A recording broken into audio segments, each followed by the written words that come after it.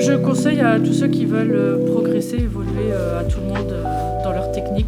Donc on est praticien et qu'on pratique sur les chevaux, c'est ouvert à tout le monde. Il faut juste être ouvert à cette dimension émotionnelle.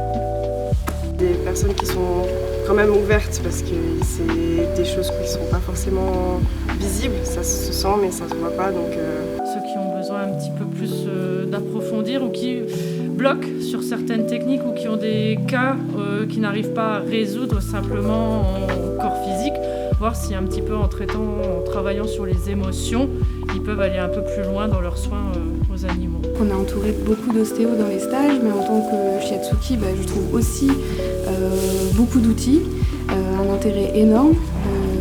Les masseurs ont l'air de s'y retrouver aussi, donc à tous les praticiens en thérapie manuelle. Je conseillerais ce stage à toutes les personnes qui ont besoin d'aller chercher un petit peu plus loin dans leur pratique.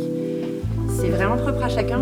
Je pense que c'est dans le chemin de chacun de trouver ce qui lui convient. Moi, c'est une dimension qui me manquait et j'avais besoin d'aller creuser là-dedans et je m'y trouve au fur et à mesure. Je pense qu'il faut juste écouter et si quand on entend le nom de la formation et qu'on me dit « Ah ouais, peut-être qu'il faudrait que j'aille là-dedans », c'est qu'il faut y aller franco, direct.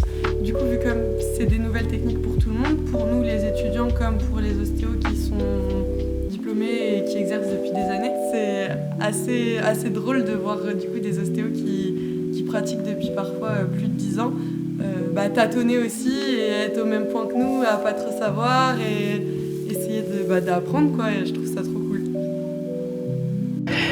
Ce que j'ai préféré, c'est vraiment mettre en lien ce côté émotionnel que j'arrivais pas à mettre en place et que je savais pas mettre en place à l'heure actuelle. Et vraiment en fait observer une répercussion sur l'état physique et le corps de l'animal en général. Donc on observe une grosse détente rien qu'en touchant à l'émotionnel, donc ça va me servir pour mes pratiques futures.